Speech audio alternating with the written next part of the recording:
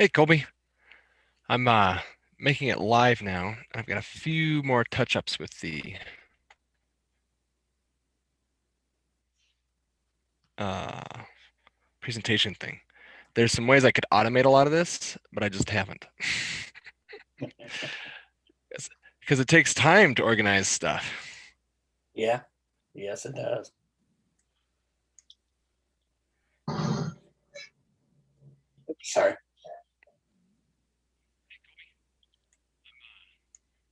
All right. All right, so it's live, and I've got next week's stuff on there. Where'd it go? Uh, that was disappointing. Sometimes there's helpful things the computer does for you, and sometimes you're like, no, I don't want that help. Like moving the on a Windows, moving the window up to the top of the screen or over to a side of the screen if you're holding onto the top. And it's like, oh, Mhm. you want the full screen of this thing? No, I don't. I want the side thing because I'm trying to use different Yeah, functions. Trying not to say multitask, but maybe that's what I'm doing. Um, or pretty, your computer's multitasking, yeah, prepare not you. brain. Yeah, this one. Okay, I've got to bail about 10 till. I've got a phone call at 10, so good. just a heads up. Thanks for letting me know. Yeah. Okay, then I'm gonna go to this present mode. No, I don't want a new one. I want to, no. Okay. Presenting slideshow. There we are. Oh, you just push F5, not. Oh, Shift F5 starts from the current one. Oh, no, I just want F5. F5. Bam. Oh, and I got this cool extra screen. All right. Now I will share my screen and you will see the wonderful things I see as well. Okay.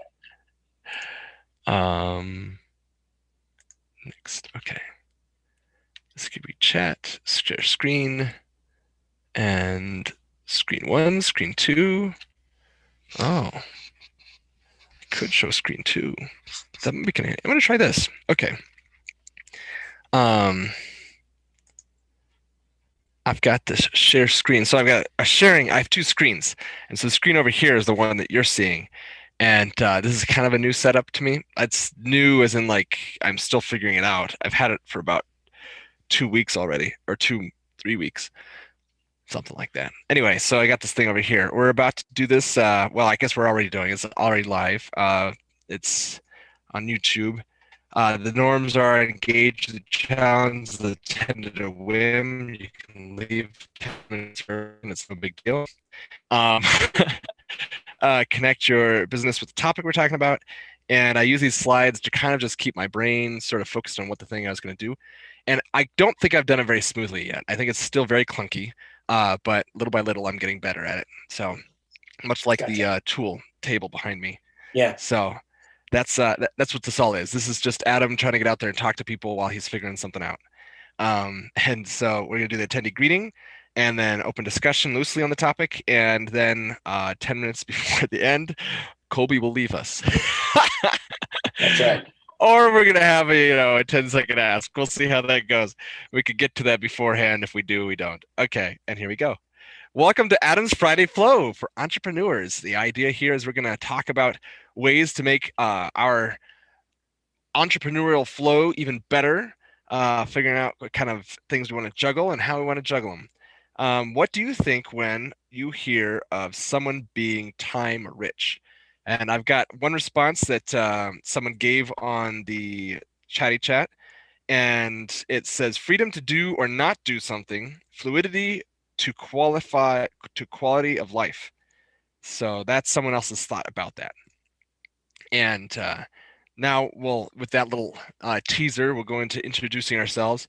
And what you do is you'll just paste your name and if you have a website on the chat, or just say hi on the chat or something, so that I know which order to do people in. So I get to go first because I am the host, and I also show the way. That's maybe a nicer way to say it. I pave the way because by showing you about how it goes.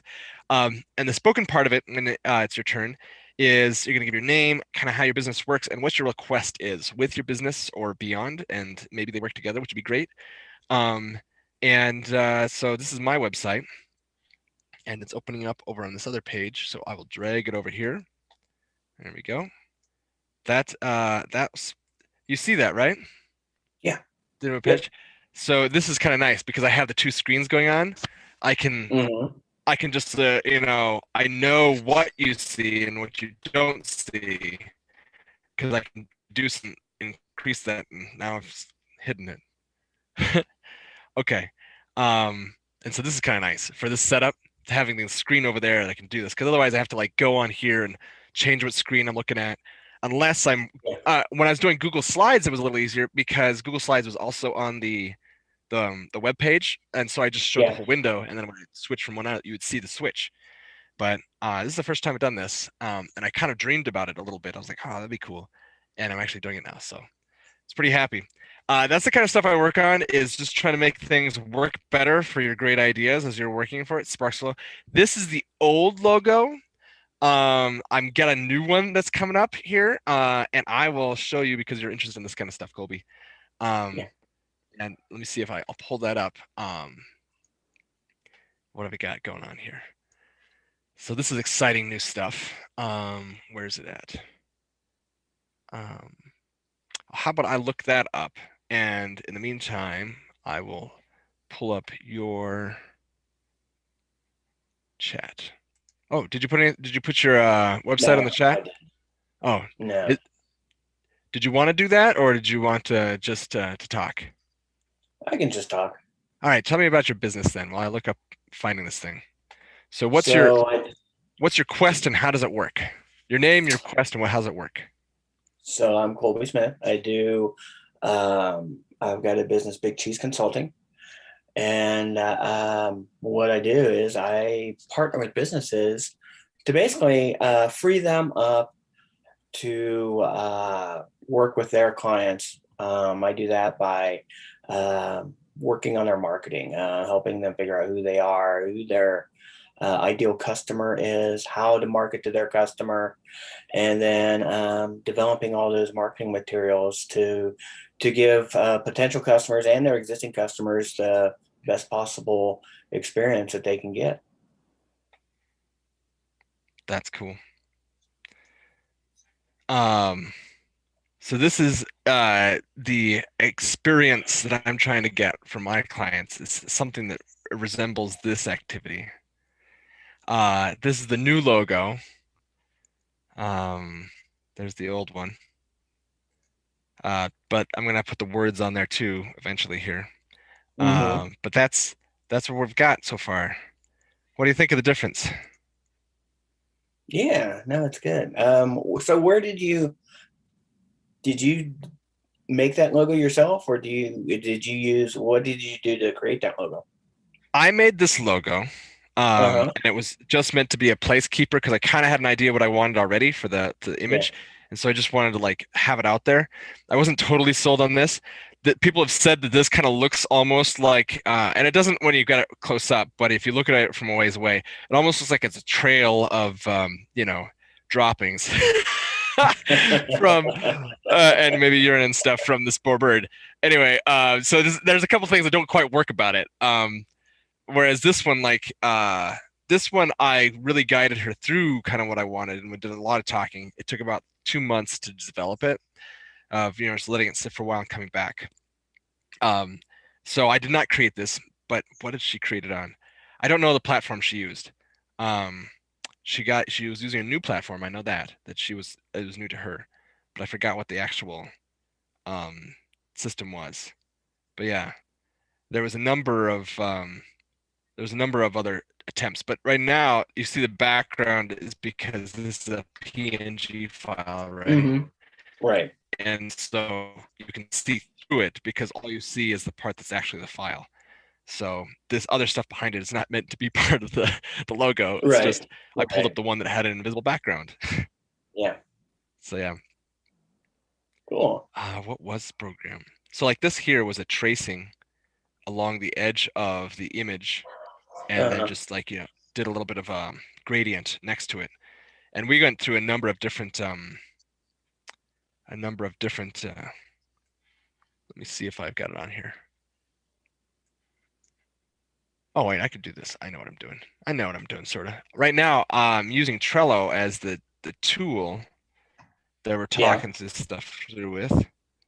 I could just do this. So you can see the different type of gradients she tried to do, Mm-hmm. and this is what I thought I was going for, and this was almost like just because it happened to be the moment, and so she did that, and I was like, no, that's what I'm looking for because it has this more animated look to it. Also, it has more of the edge around the bird, and this one doesn't. And the thing I like about it too is, this is kind of like the shadow of a bird, silhouette. And this is also because you barely get any light and you see the light from the back, so it's backlighting. So it still has a Right. similar sort of feel. So that was kind of exciting. Um, Here's other versions as we were figuring it out. You got to see this was a this is the kind of what the logo underneath it will be looking like. Mm-hmm. Um, Just trying to figure out how we wanted the sparks on here. And there's some fun ones as we go back here, as it gets back as like what we were doing. Skinny, fat. Okay, it just has to do with this little section of the body. Yeah. I really talked through. So here's the bird.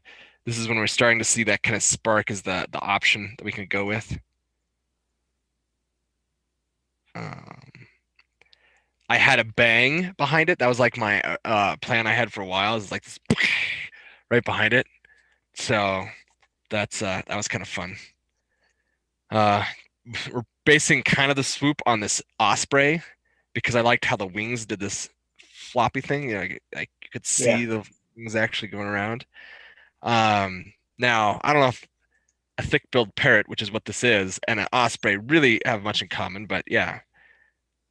And I have two people working on it. One is more about the words, and one is more about the actual image. So this was a point what I had going on. And this is a loud image. And also, there's a discussion of whether this looked like it got smacked with something.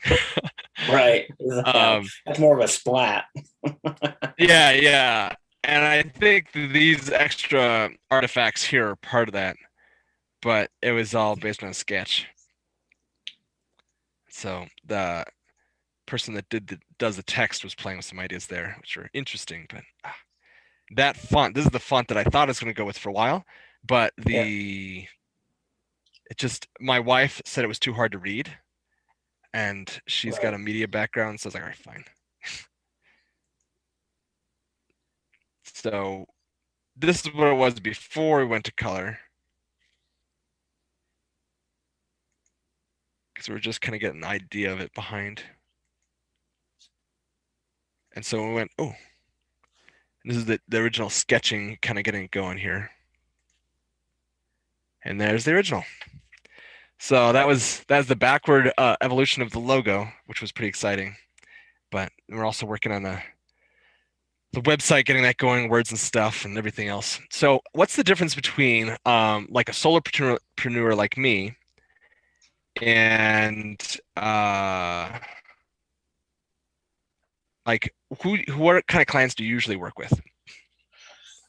I actually work with a variety. I work with everything from sole proprietor, like Yeah. you, to companies. I usually stick with companies that are, like under 50 people. Uh-huh. Um, but there's actually a fair amount of difference when you're marketing. Because a lot of times, like with a sole proprietor, um, your brand is basically what you make it to be, you know. Yeah. It's kind of like it's more reflective of your personality and everything. If you have a company, let's say 50 or 100 people, the brand is more than just what the owner or the president or whatever is. Yeah. So you've got to take into account the overall culture of that company. Yeah. So I mean, the owner or the president is going to guide that, but they don't necessarily have that full control over what it is. I mean, it's kind of a growing organic organism Yeah. that takes on, the culture takes on a life of its own based on the people you hire and you bring in. So it's important to develop that brand that's around that culture, because that's what's going to convey to potential clients what you're about. Yeah. Okay. And I also was wondering, there was someone I had that I sent your way. Did he get back to you? Did you No, guys ever connect? no, I Oh, had called and left him a message because he gave me his phone number, yeah. but I've never heard from him. Okay. Yeah, his big thing is he has too many people calling about things that he doesn't particularly want to do service with. And he was wondering if there was a way to like do the website and everything else to kind of like angle it away from homeowners and more towards construction folks, and Oh, people would kn definitely. know that when it was happening. But Yeah. Yeah, I that mean was that what he that's said. part of that's part of identifying your target audience Yeah, and developing your materials based upon who you want your target audience to be. yeah, yeah. So he was kind of interested in that. His brother usually does a lot of the the media, the technology stuff. But Uh-huh. that's not like his thing. His brother is a Right. electrical engineer and Uh, has another whole other company and a kid. And anyway, so he was kind of interested in that idea, but he's also a really busy fellow. So yeah. at the time I called Okay. him, he was getting ready for a vacation, so it wasn't like it was the Uh, best. yeah. But it was a give it. I gave it a go. Yeah. Um, No, I appreciate it. yeah. So the next thing is why is this all black? Oh, okay. So how time affluence is a misleading dream. So the question here is because is basically like, when you hear of time affluence, what do you think of? And what does it actually mean? And the reason this is important is because there was a book um, called Super Better that one of my uh, see, now what I could do with this new setup is I could get all these things set up ahead of time and just had them sitting. Well, then I could pull them over here instead of like writing them in. So Super Better was written by this gal, Jane McGonigal, which of course makes me think of Harry Potter. Yeah. um, and she has a TED Talk, but her book, um, play now, look at that. So she has a book called Super Better. Um, and in this book is where she brought up this super better thing. So basically, it's this idea that, if you're dealing with something, you can deal with it a lot of different ways. And one of the ways you can do it is you can make it into a game. And she was a game designer before she had like huge brain trauma. Um, and Okay. then uh, and then it's like the kind of growing beyond that and, continuing to get the next challenge and everything. Well, one of the challenges that she'd put in her book was, I think, a mental one that I pulled up. It was talking about time affluence. And that really spoke to me. I was like, oh, that's so cool. I want that. But I'm also working with another woman named Joycelyn Campbell.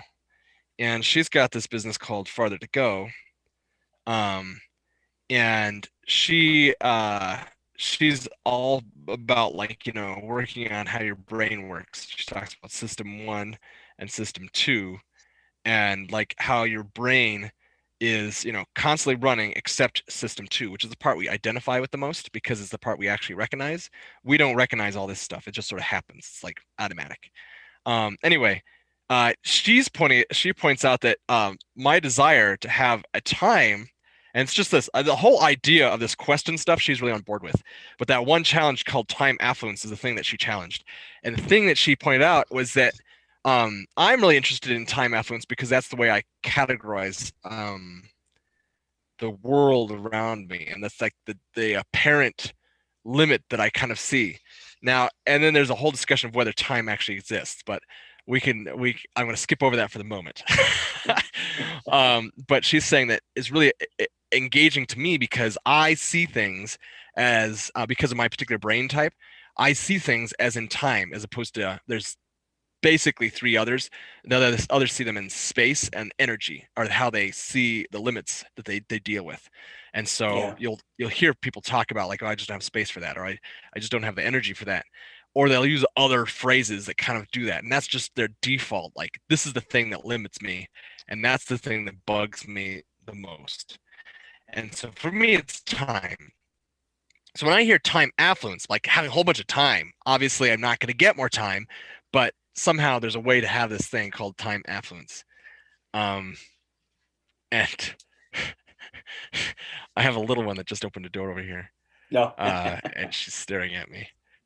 Uh, anyway, anyway, so does time affluence sound like something that's really cool to you, or do you kind of like, I don't know what um, that's all about? I mean, time affluence is to me, it's like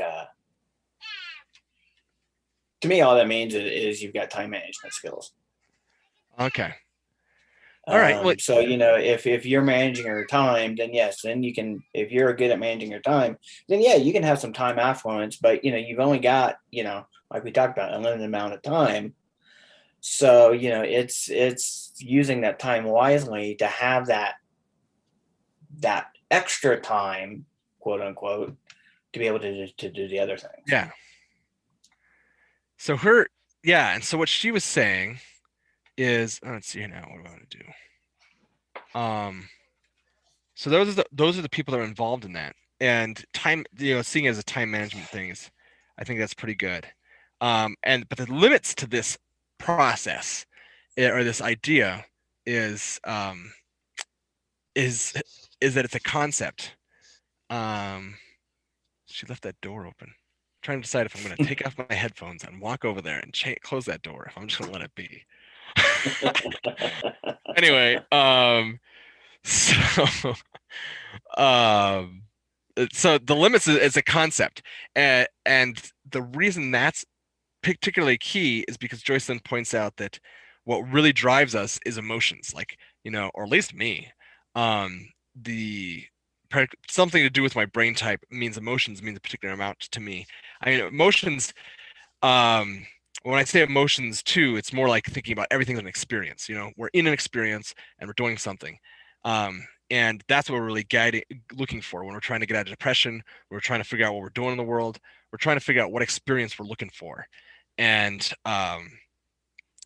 so time affluence is an experience, I think. Like, I think, oh yeah, that'd be a great experience. It feels like a wonderful thing for me. It's like really exciting. And she said, no, it's really a red herring because affluence isn't a feeling. It's a concept of something. So what are the feelings I'm wanting? Well, the feelings from that are uh the freedom to choose. And that's still a concept. Huh. What is it here? Um, freedom to, but it's like a feeling of fullness, or like, of the, I have, see, it's hard to even name the darn feeling. But anyway, there's like an experience that I'm actually wanting out of it. And so focusing on the actual apparent limit thing is the concept. It can be misleading because then I'm not aiming towards an actual feeling. I'm actually aiming towards an experience. I'm aiming myself only towards this concept of this time affluence and some image of what I think it might be. And so it's harder to get myself motivated and also work my to change my habits to go towards that thing. So does that make sense? Yeah, yeah. Yeah, I understand. I think that's a good point, that the time affluence is a concept, because yeah, I think if you do have um extra time, Yeah. then yeah, it's that feeling of, you've got relief or excitement that you've got, time to work on this other thing, or you've got you don't feel so overwhelmed that, because you've got this space to be able to, just take it easy or whatever. So I understand what she's saying there, and I think that's a good point. So take it easy. So you feel relaxed. See, that's when you're saying it, I can think of emotions. When I'm saying it, it's harder to look at my own, like, what am I looking for here? But Yeah. yeah, yeah, because the time affluence. And actually, one of the things I like to talk about is flow because it's part of my name of my company. But also, it's like a really big goal is there's a concept in psychology called flow. Have you heard of it before? No. Um, Annie, do you remember us talking about flow ever? I don't think so. I don't remember that at all.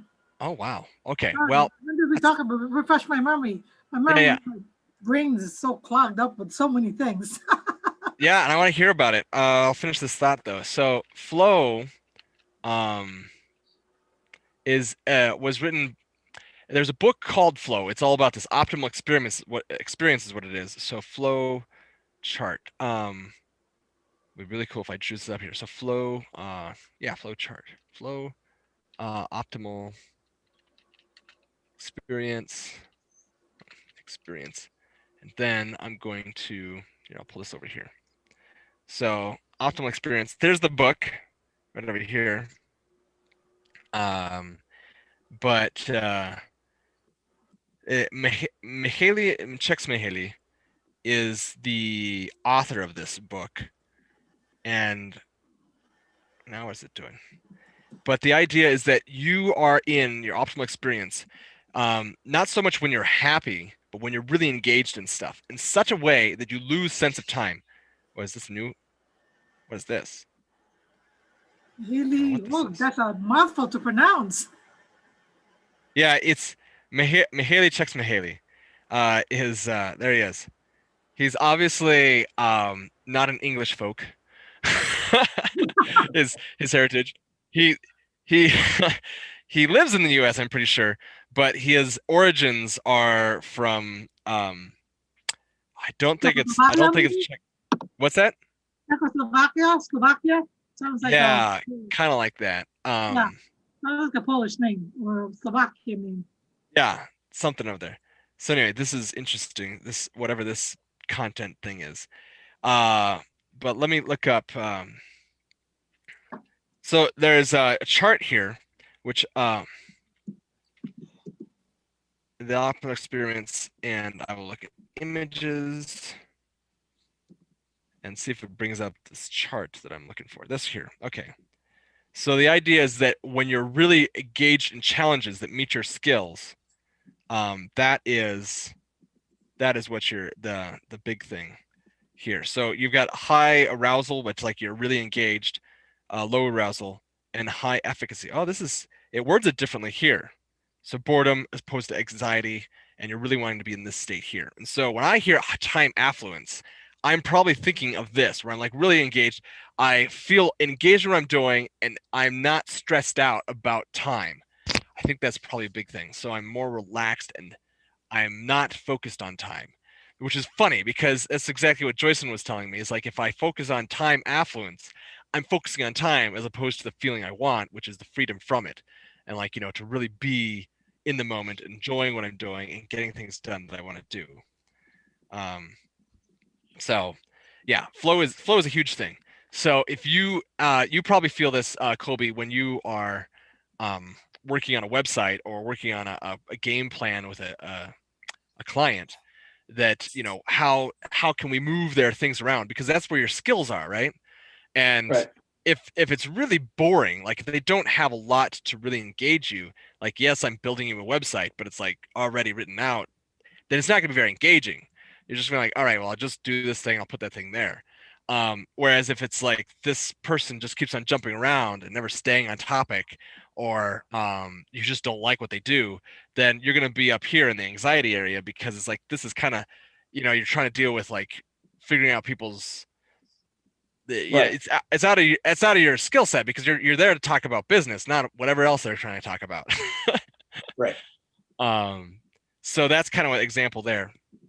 Annie, have you been experiencing flow recently in your business? Well, speaking of, I mean, I think it is. I think I am, right? The optimal experience, if this is what this book talks about. Yeah. High arousal, high efficacy, because we just submitted our proposal to National Science Foundation. So Yeah. that's done. So now we wait. Yeah. Right? So we wait for results. We wait for the outcome of the proposal. We think we have a pretty solid proposal. I mean, it's not my opinion that counts. And this is what I always say. It's not what I think that counts. It's what they think. Right? Because somebody else, I'm putting my ideas and my innovation in somebody else's hands. So that's basically it. So yeah. And so it's really, I mean, we're making progress. And to be honest with you, I'm now looking, strategically speaking, I'm now looking at sort of, okay, what's the next, not just the next step, but the long range thinking. And I've always thought this way. What's my tactical is somewhat done because now I'm in a waiting period. Now I can focus on direction. I can focus on strategy. I can focus on the bigger picture, right? What's the next change that I need to make in order to make things move forward? As a leader, that's kind of my role, strategically speaking. Yeah. Make sense? Right. So, I don't know that Kobe knows what you do, and do you know what Kobe does?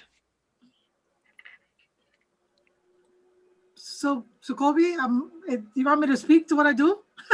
Yeah, please. Do you know what Kobe does? Do you know what Kobe does too? Sounds like you're a web developer. Annie? Colby, are you a web developer? Well, that's one of the things I do. I do branding and marketing. So I help businesses basically figure out who their ideal clients are and target their marketing materials to those clients. Okay. So I do a lot of background work with clients. Integrate with them. Basically, what I'm trying to do is free them up so that they can focus on their clients, and I can take care of all the marketing and the user experience. Right. Yeah, I get that. Right. I get that. So now, okay. Good. Cool. Awesome. I may need your expertise at some point. Okay. That'd be great. We've got that. We've got something that we already have a focus on our target market. Middle class America is our demographics that we're going after. Adam knows what I do, but just to kind of give you a. Yeah, no, give it out and tell them where you're at and what you're doing now. What I'm at is, in my previous life, I was in technology for over 30 years. And I became a project manager. I was a consultant. I was an engineer. I was a software developer. So I came up through the business world and the technology world. So I'm very much a techie. So that's kind of my background, is I've got that thinking. I'm wired that way. But now I'm also an entrepreneur. I mean, my ex-husband and I owned a social enterprise company out of Chicago for over 10 years. So I was a co-partner up until I divorced the man. And then I gave him the business and I moved out here to New Mexico. So what I'm doing today is I am doing a smart, sustainable community development in Valencia County. So I'm in the real estate space, but everything that I did in my past life, I'm still using today. So they've never expired per se. I'm retired, but I'm not really to the point of time affluence, right? To me, time affluence means fluidity in my own life. It's optional. If I choose to do something, yes, I do it. So time affluence has three faces for me. It's the focus on the present. It's the optional to do or not to do. It's a choice. I can defer that time or I can delay that time. Those are my optional time affluence definitions. Yeah. So you feel like you've got power over what's going on. Yeah, I'm empowered, right? It's an empowerment for me, right? I don't work for somebody anymore. I work for myself.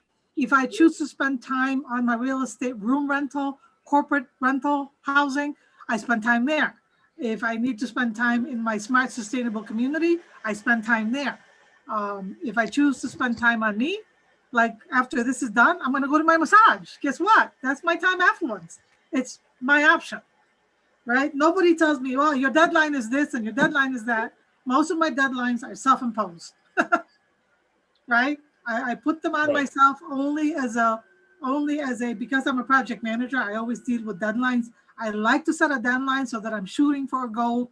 If I meet that goal, great. If I'm early, great. If I have to delay it because of a valid reason, then I delay it. That to me is time affluence. Make That's sense? great. Yeah. Power and capable. That's good. Those are some words I was looking for. I should be pulling this in my little notey note thing. So that's what I do. Discussion. Colby, former technology geek, now real estate investor, and also entrepreneur. Gotcha. Wait. Oh, I understand. There we go. All right. I'm trying to figure this out. So as I told Colby earlier, Annie, I've got two screens here, and there's some cool things about it. But what I've realized now too is that I've still got to figure out how to switch back from presentation mode to where I can actually edit this thing. Okay. Oh, I can change my logo up here too, Colby. See, I got it on my pages here. Now I can have like the new one. Anyway, Nice. it's exciting to me. So we're talking about time affluence, and I gotta pick a different color here because some reason it decided that it wants to go all black on me. And we're gonna do white. Automatic is not what I want. I want white. Bam. Okay. Time affluence. And so what I've heard is when we mentioned when you weren't here, Annie, is we talked about how time affluence can be misleading because the big focus of time affluence is a concept as opposed to like feelings. So misleading because really what you're looking for is an experience. Yes. True. Very true. Experience and value, if I can add to that, right? Not just experience, but value in that experience. What do you mean by value? Yeah, when we have time, whatever we're doing has to have value. I mean, for me, it's value and impact. So if I'm doing something, it's because I'm intentional about that, whatever it is I'm doing, right? Yeah. There's a reason why I'm doing it. I'm not just doing it for the sake of doing it, right? Like when we do things because for the sake of doing it, because it's just part of our routine. We brush our teeth, we take a shower, we go to the bathroom. Those are all natural. We do them because they're part of our intuitive wiring in nature. But there's the other aspect is the intentionality, right? I'm doing something because this is what's important to me, and this is what has value. Whether it's towards my quality of life, whether it's somebody else's quality of life, whether it's for the good of the entire world, there's an impact. Yeah. That's the value, right? There's a positive impact. So I'm not doing, right? I'm not throwing something that's, am I throwing this because it's garbage, or am I throwing it to be purposeful about what I'm throwing out? And is there a reason why I should throw out something? You know what I mean? So if that makes sense. Yeah, I like it. So that's what you're looking for when you think of time affluence. Those are the things we want to do. Right. Speaking of time, Colby's going to head out here in just a moment. And what we usually do at the end of this session now is we have this 10-second asks thing that I do. And so the 10-second ask I have is to give me your 10-second ask, because it'll only take you a few moments to do it.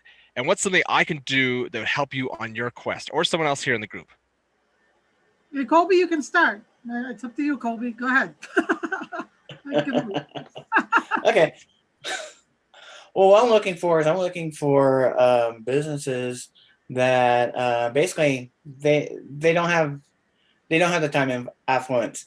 They are looking for to be able to free up their time to work with, to deal with their customers, and allow me to help them with their marketing, their getting new clients, and building a good experience for their customers and their new clients. All right. You want to put me on your radar at some point. I may need that help. Maybe not right now, but I may need that help in the future. How does he put you on his radar? Oh, sorry.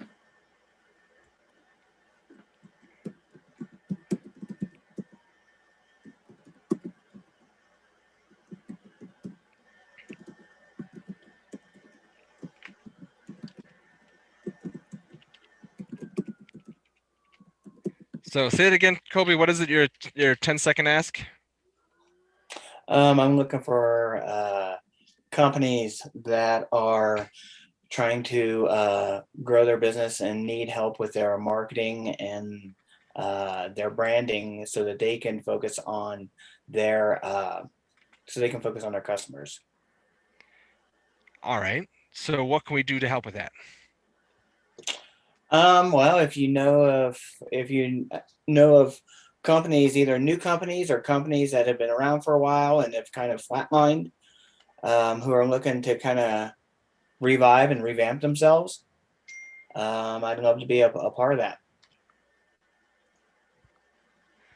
I'm going to push you a little more. You still haven't created the 10-second thing that someone else can do. You talked about ideas still.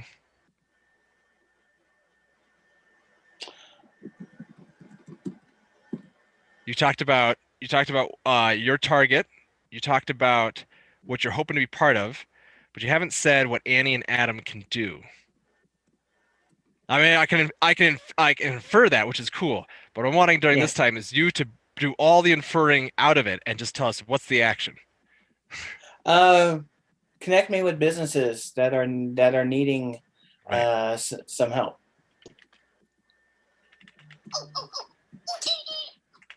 There you go. All right, Annie, what's your 10-second ask? Yeah, my 10-second ask, which I put in the chat as well.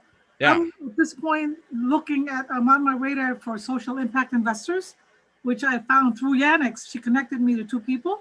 Oh, good. Right? And then I'm also looking for, like, if you will, partners. Honix, I think. Yannick's, Janix. I know, but I think it's Honix, like H sound. Okay. Yeah. Sorry if I'm butchering that name.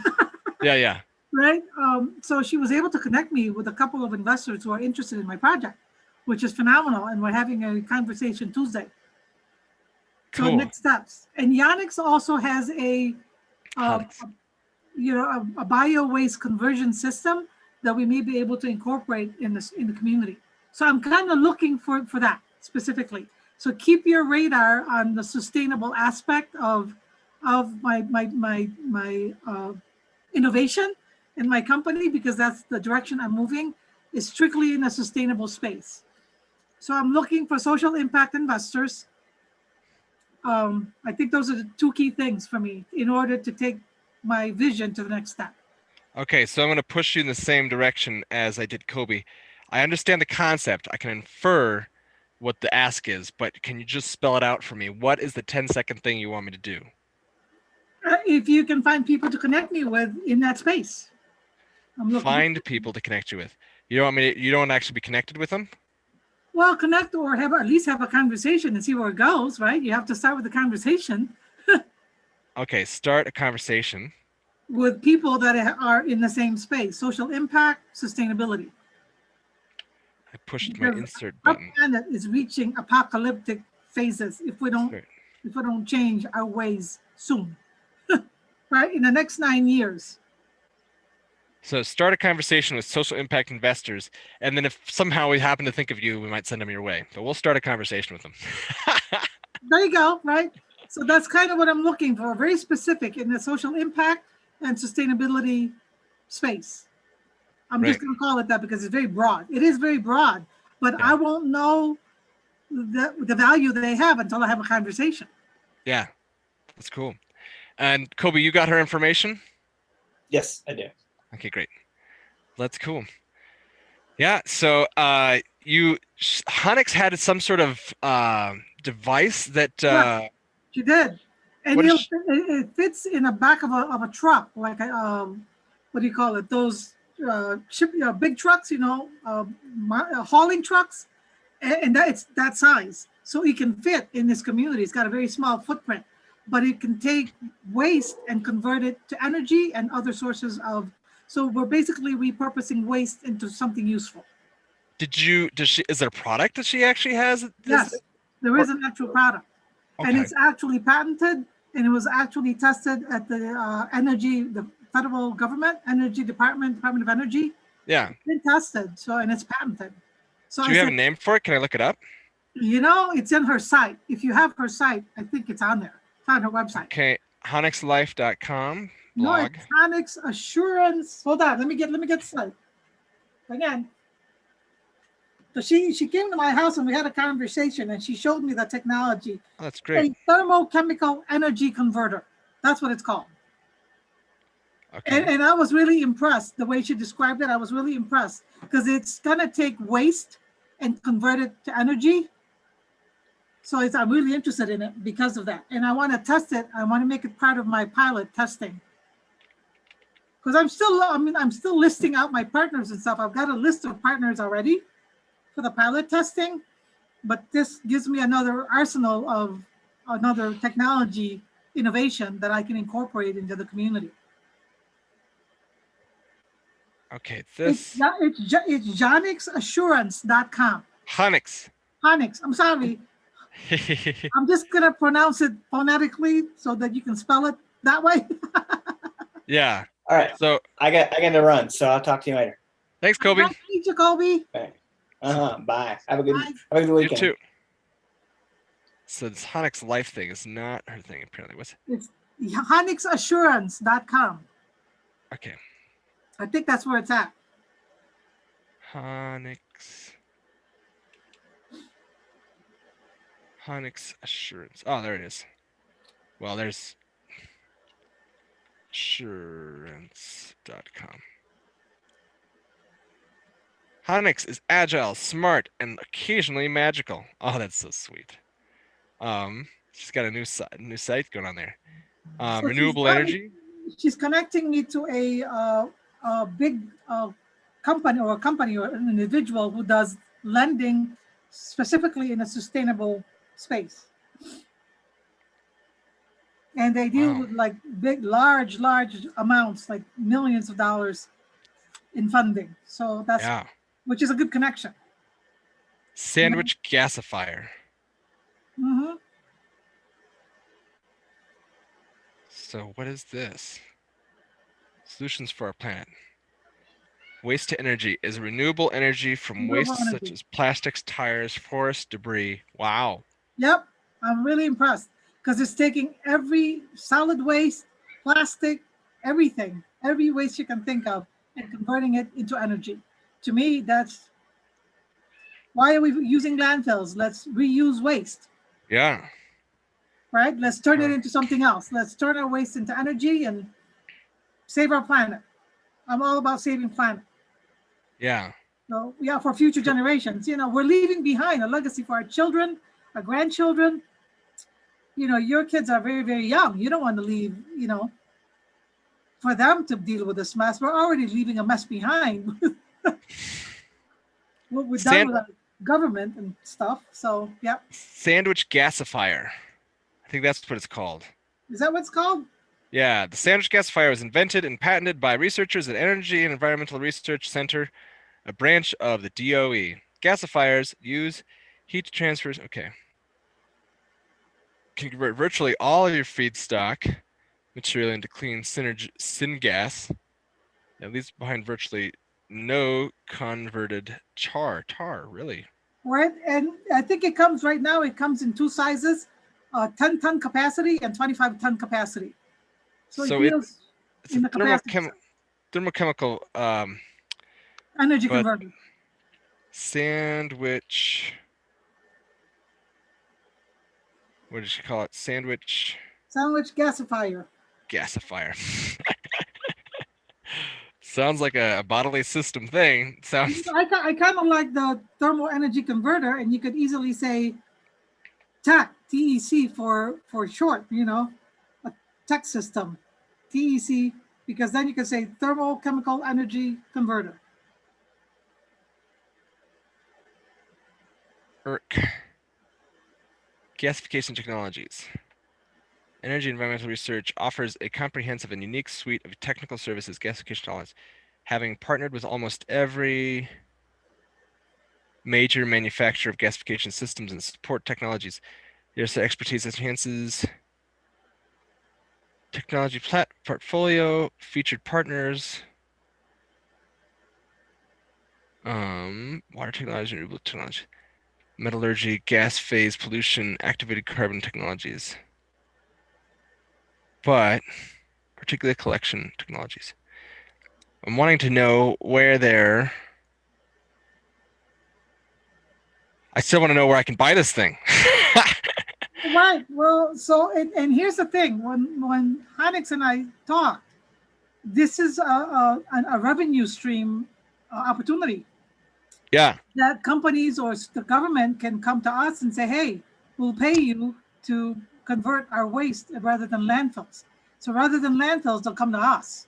Yeah. And individuals, so we charge people to bring their garbage in so we can convert them to energy, and then it'll start in this community, but it's open. It will open it to the public. That's And pretty then cool. once we do the output of the energy, we can sell the energy. So we can charge for the input garbage, and we can charge for the output of energy to others, like utility companies or whoever, right? Wherever energy is needed. Dioxins is like carbon dioxide or something else? Yeah, What's the dioxide family. Well, however, I think that's what she's referring to when it comes to that. And what are furans? Right, it's a group of carbon dioxide, monoxide, dioxide family. Monoxide. I said to her, this is a perfect, we can do this as part of our pilot testing and see how it works on a smaller scale, and then we can expand it and scale it. So that was our discussion, is to be able to pilot it and then scale it. They've already tested the unit. It's already been approved and patented. Yeah. It works. It does work. But now integrating, integration is always, in my experience, when you integrate systems or different systems, that's when you see the unknowns and you encounter things that you've never encountered before. That's why you test. Yeah. That's cool. That's the reason for the pilot.